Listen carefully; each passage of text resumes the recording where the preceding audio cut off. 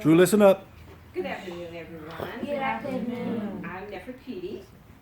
I am a student of New Age Truth and a member of New Age Truth of Missouri Incorporated.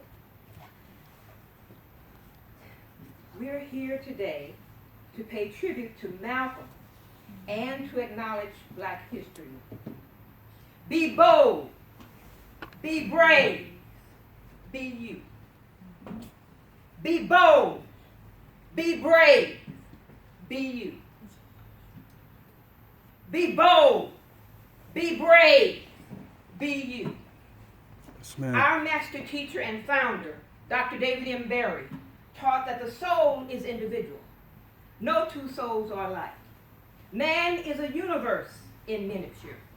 Everything there is to be known about God is within man. We come out here in this world, the schoolroom for man, to learn how to improve the living of our lives, to grow, expand, evolve. He taught the environment is the mode of consciousness.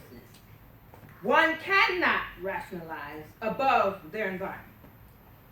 Perhaps what are some of the things that one could find in their environment? Not that everyone will find the same thing, but they could find some of these things.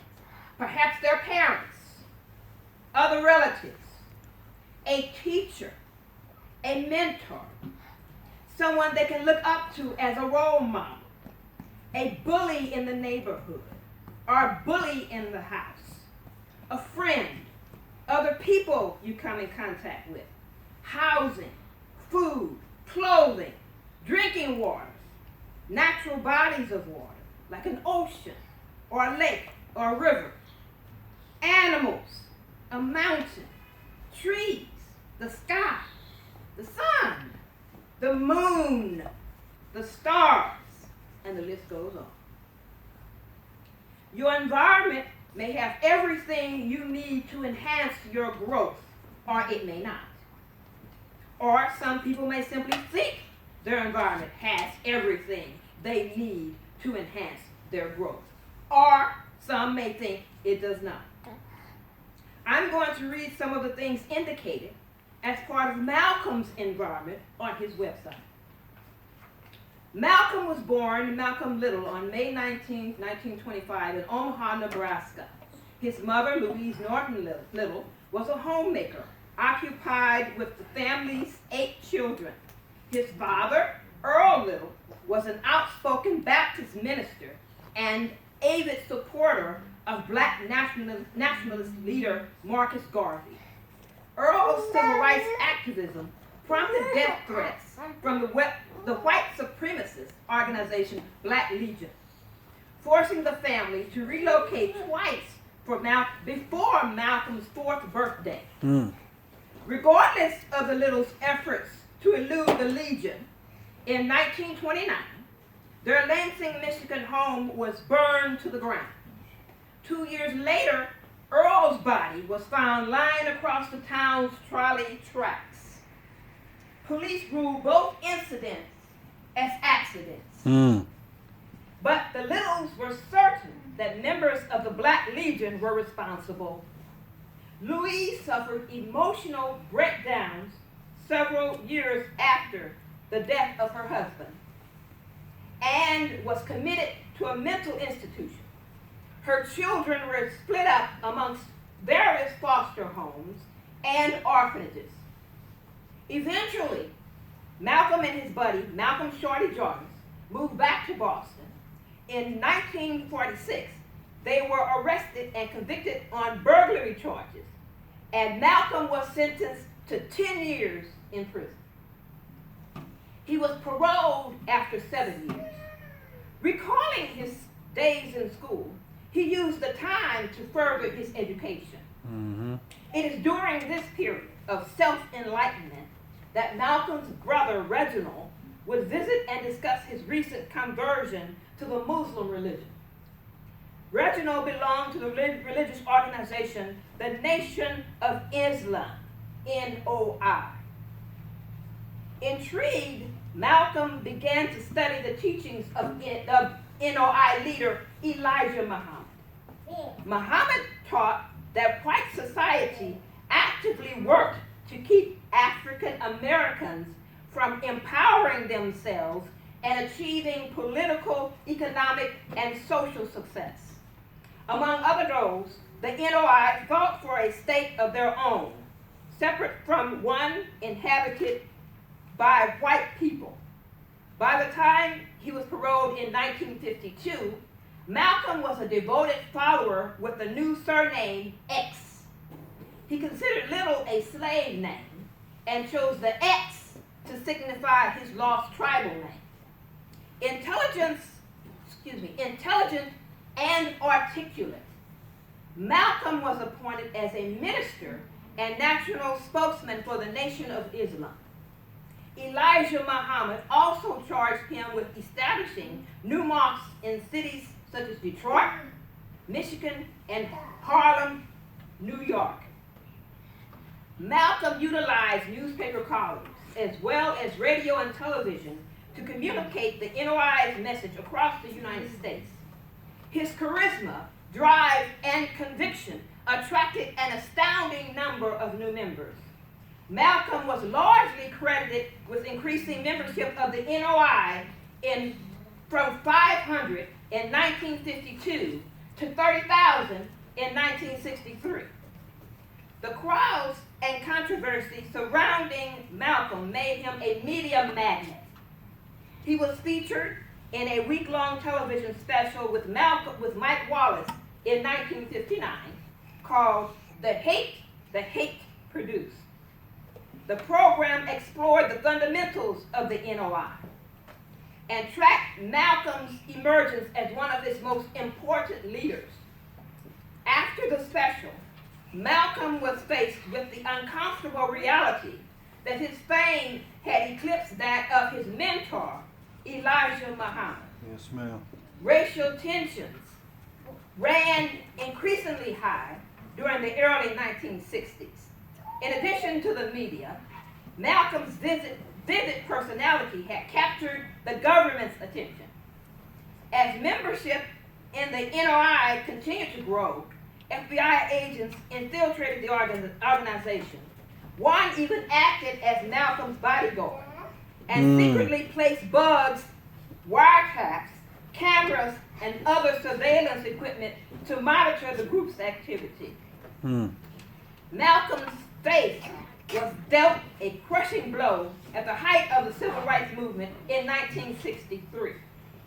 He learned that his mentor and leader, Elijah Muhammad, was secretly having relations with as many as 6 women within the Nation of Islam organization. As if that were not enough, Malcolm found out that some of these relationships had resulted in children. Since joining the NOI, Malcolm had strictly adhered to the teachings of Muhammad, which included remaining celibate until his marriage to Betty Shabazz in 1958. Malcolm refused Muhammad's request to help cover up the affairs and subsequent children. He was deeply hurt by the deception of Muhammad, whom he had considered a living prophet. Malcolm also felt guilty about the masses he had led to join the NOI, which he now felt was a fraudulent organization built on too many lies to ignore. Shortly after his shocking discovery, Malcolm received criticism for a comment he made regarding the assassination of President John F. Kennedy. Kennedy never foresaw that the chickens he would come home to roost so soon. That's a quote from Malcolm. Said Malcolm. After that statement, Elijah Muhammad silenced Malcolm for 90 days. Malcolm, however, suspected he was silenced for another reason. In March 1964, Malcolm terminated his relationship with the NOI. Unable to look past Muhammad's deception, Malcolm decided to found his own religious organization, the Muslim Mosque Incorporated.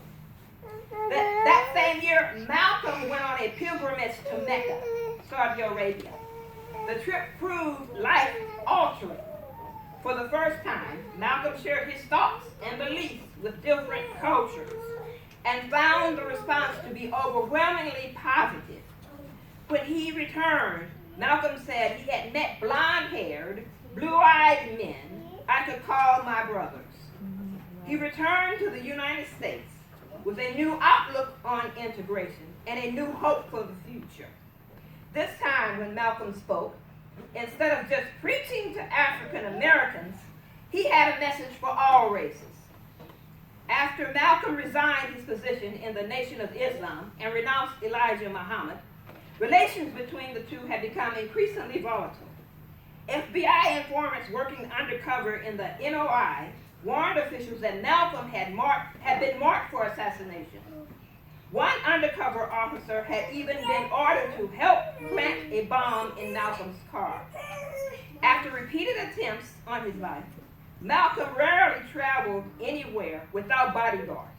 On February 14, 1965, the home where Malcolm, Betty, and their 4 daughters lived in Elmhurst, New York, was firebombed. Luckily, the family escaped physical injury. 1 week later, however, Malcolm's enemies were successful in their ruthless attempt. At a speaking engagement in the Manhattan's Audubon Ballroom on February 21, 1965, 3 gunmen rushed Malcolm on stage. They shot him 15 times at close range. The 39-year-old was pronounced dead on arrival at New York's Columbia Presbyterian Hospital. 1,500 attended Malcolm's funeral in Harlem on February 27, 1965, at the Faith Temple Church of God in Christ, now Charles Memorial Temple Church of God in Christ. After the ceremony, friends took the shovels away from the wedding gravediggers and buried Malcolm themselves. Later that year, Betty gave birth to their twin daughters. Malcolm's assassins, Thomas Hare, Norman 3X Butler, and Thomas 15X Johnson, were convicted of first-degree murder in March 1966. The 3 men were all members of the Nation of Islam. The legacy of Malcolm X has moved through generations as the subject of numerous documentaries, books, and movies.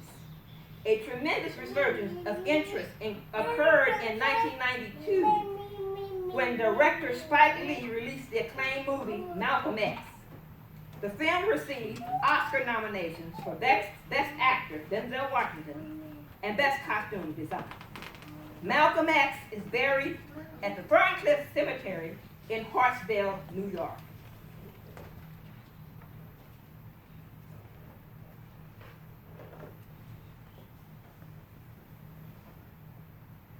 Our teacher, Dr. David M. Berry, taught to do everything energetically, intelligently, accurately, and lovingly.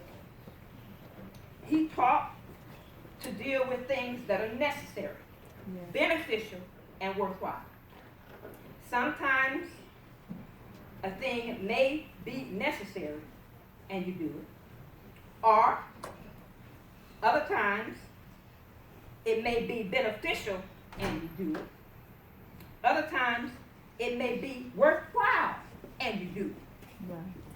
He taught by precept and example. Based upon what is indicated regarding Malcolm's life, he also taught by precept and example. He allowed his environment to enhance his growth, expansion, and evolution. One of his favorite quotes, by any means necessary, one could say he apparently applied and was able to make the following achievements as also indicated on his website. In December 1953, a little more than a year after he was paroled from prison, Malcolm was named a minister at the NOI's Boston Mosque Temple number 11. The following year, he also became the minister at Temple number 12, Philadelphia, and Temple number 7, New York. Muhammad Speaks, the NOI newspaper, was founded by Malcolm in 1957. Beginning in the 1960s, Malcolm was invited to participate in numerous debates, including forums on radio stations, Los Angeles, New York, Washington, television programs, Open Mind, the Mike Wallace News program, and universities, Harvard Law School, Howard University, Columbia University. In 1963, the New York Times reported that Malcolm X was the second most sought-after speaker in the United States. On June 29, 1963, Malcolm led the Unity Rally in Harlem. It was one of the nation's largest civil rights events. After befriending and ministering the boxer Cassius Clay, the boxer decides to convert to the Muslim religion and join the Nation of Islam. In February 1964, Clay announces he has changed his name to Muhammad Ali. In March 1964, after his split with the NOI, Malcolm forms the Muslim Mosque Incorporated. Several months later, he also organizes the organization of Afro-American Unity. Malcolm's autobiography, which he worked on for 2 years with the writer Alex Haley, was published in 1965.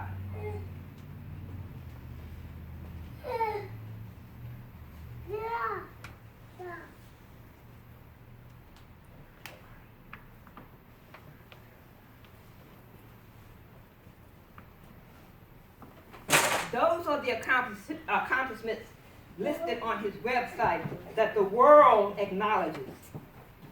Malcolm was fired up. He was bold. He was powerful. He was energetic. He was dynamic. Wow. He was apparently consciously able to conform to conditions in his environment. And he was able to use it and excel. Several years ago, I learned that Malcolm is a highly evolved soul. He is extremely valuable to humanity. Yes. One of the things that I learned about Malcolm is he had enough energy to produce the quality that he produced. And one of the things that I'm going to talk to you about now is the why.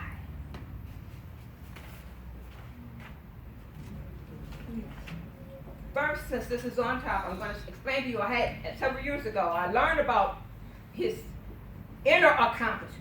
Yeah. And I was looking for a way to pay homage to him, and I came across these stamps at the post office. I just went there to buy some stamps, and she gave me these, and I couldn't use these stamps. I had saved these stamps, because these were Malcolm stamps. Then later I came across a small black wrought iron frame. It's this size.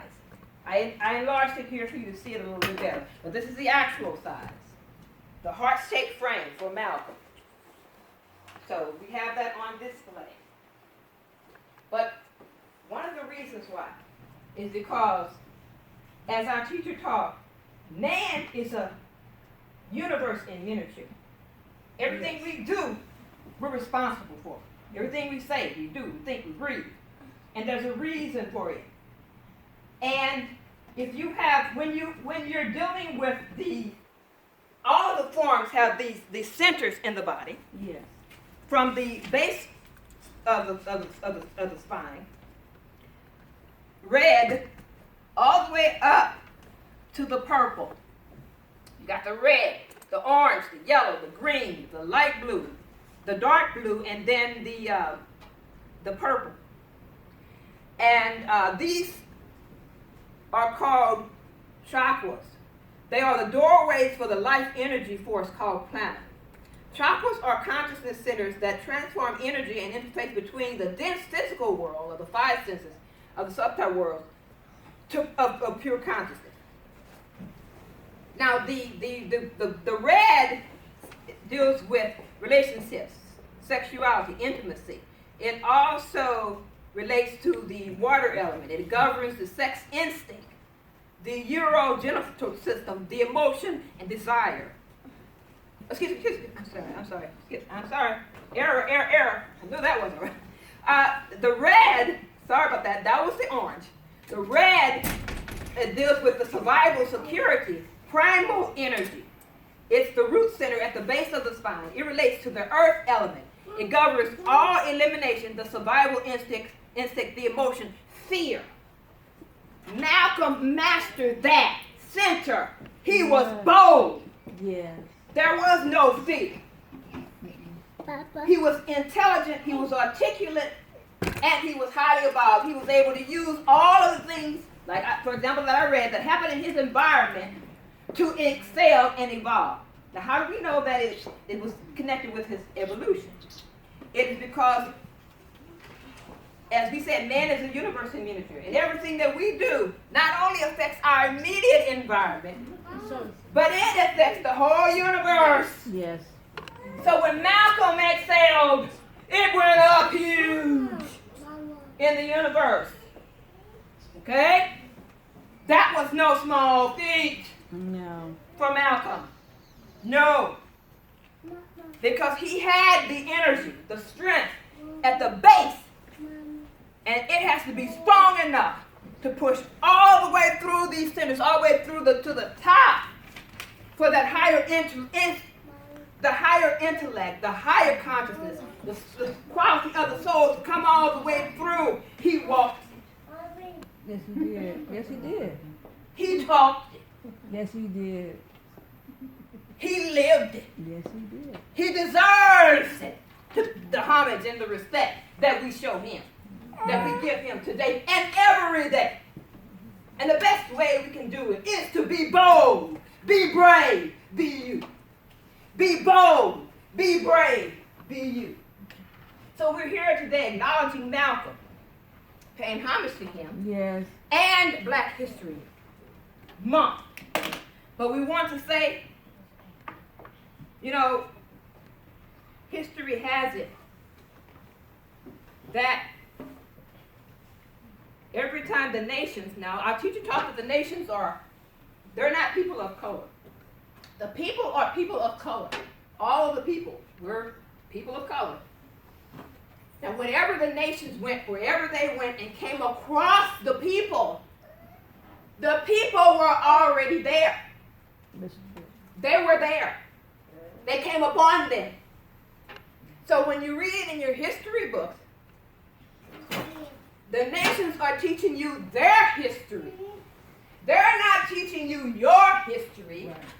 They do not know your history because they don't know where you came from. You were already there whenever they came upon you. Right. Mm-hmm. The people were first.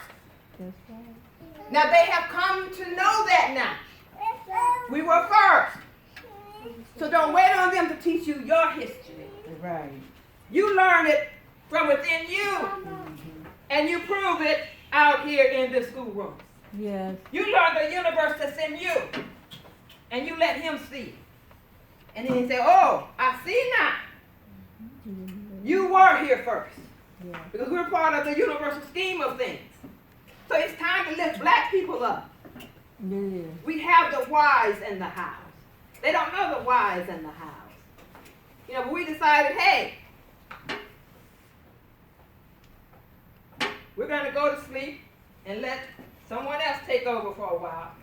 But it's time now for us to wake up, get up, line up and stay up, and do what Malcolm did. Be bold, be brave. You got to start asking questions. That's You got to be able to think.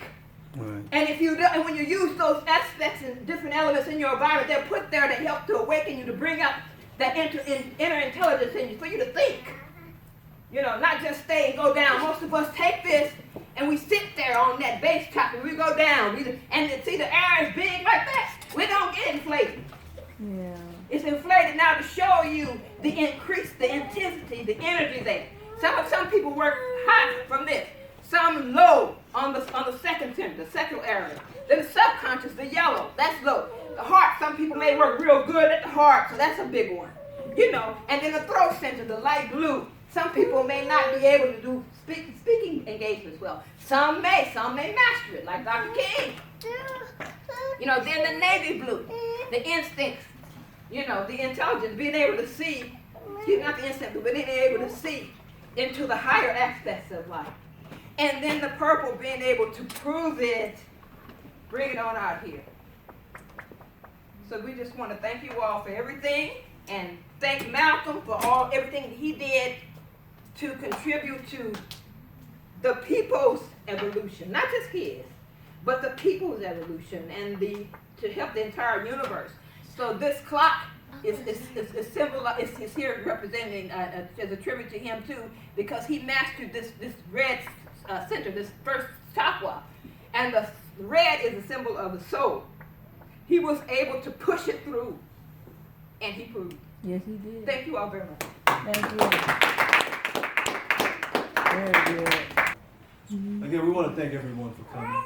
We trust that you found the information shared with you informational, educational, and even inspirational. I know I've been inspired. Yeah. I've been recharged. I know I need to do more. So I want to thank everyone for presenting. I want to thank Sister Nefertitti again for these brilliant Yes. displays. At this time, we're going to share a bit in tribute to Malcolm X as well. First part of our presentation is a PowerPoint. And I think we want to try to do it with the lights off. Let me shadows. I think it'll be a little bit, resonate a little bit more if you turn the lights off. And that one doesn't go off in the everybody tells me, turn that one off too, Osiris. That one doesn't go off. There's no switch for that one. So, what's that do to that? So, okay. And we thank Jahari for helping us go through the presentation slides. So, we trust you all find this informative. Now, you know you just...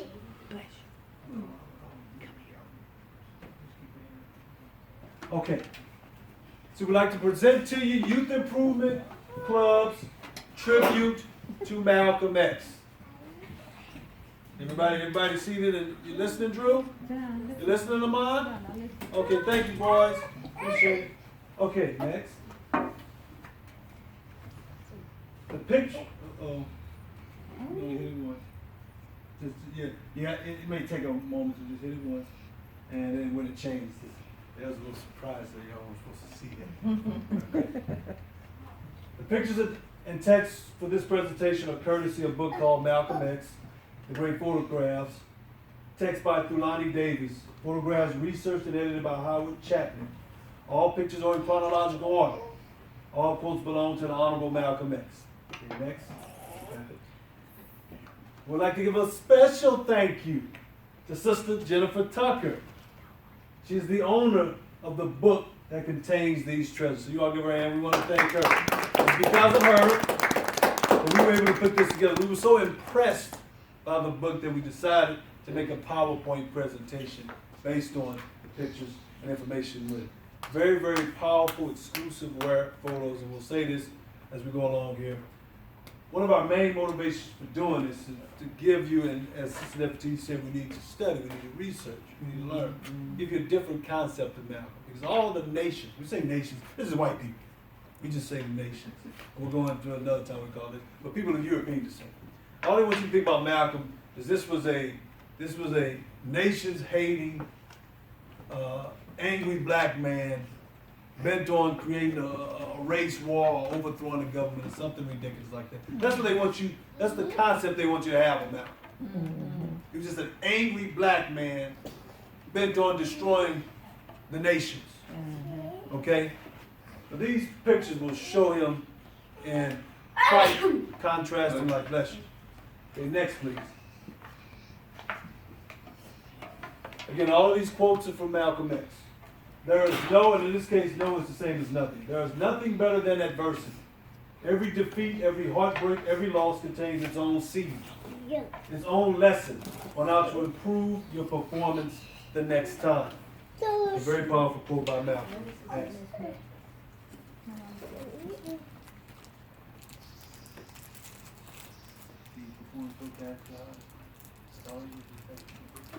Okay, next please. That's a picture of Malcolm X, taken in 1962. Again, all of these photos are from Jennifer's book. The great photograph of Malcolm X. All right. You have to wait till I say next. You have to wait till I say next. Don't do anything. You have to listen. I didn't say next. Okay, we'll go to this one anyway. This is Nefertitti shared quite a bit of information about Malcolm X. Now, this is a picture of him when he was Malcolm Little at age 18. At the time of a 1944 Boston arrest for larceny that resulted in a 3-month suspended sentence. Okay, next. Don't be in a hurry to condemn. I really love this quote. Don't be in a hurry to condemn because he doesn't do what you do or think as you think or as fast. There was a time when you didn't know what you know today. Very, very relevant, very, very powerful quote. Yes. Having some humility, Yes. having some understanding, having some patience with other individuals. There are certain matters I'm far advanced than most of the people in this room on. There are certain matters I'm way behind everyone in this room on. Okay? So it pays to have some patience, some understanding, some tolerance. Okay, some humility. Okay, John, next slide. Another candid. These are just candid photos of Malcolm. Okay, we want to, as our teacher said, help erase and replace the concept they give us of Malcolm with something different. He's not just an angry, militant black man bent on overthrowing the government and destroying the nations. Okay? Very candid photo of him. Does anyone know who anyone who hasn't seen the person, know who this gentleman is up here? Is that Elijah? It's Elijah Muhammad, yes ma'am. This is a Muslim restaurant around February 1961. Okay? What does that sign say by him? This one down here? Down says no smoking. Okay. Okay? That says the Honorable Elijah Muhammad. And it says, I think Minister of Allah. Something like that. Or something of Allah. Kiani, you with us? You with us? Oh, man. He's a little irritated. Okay, next please. This is a courtroom in 1963. Again, another very candid photo of Malcolm X. And these aren't the typical photos you see of him. See, he's in a huddle with his brothers in the Nation of Islam there.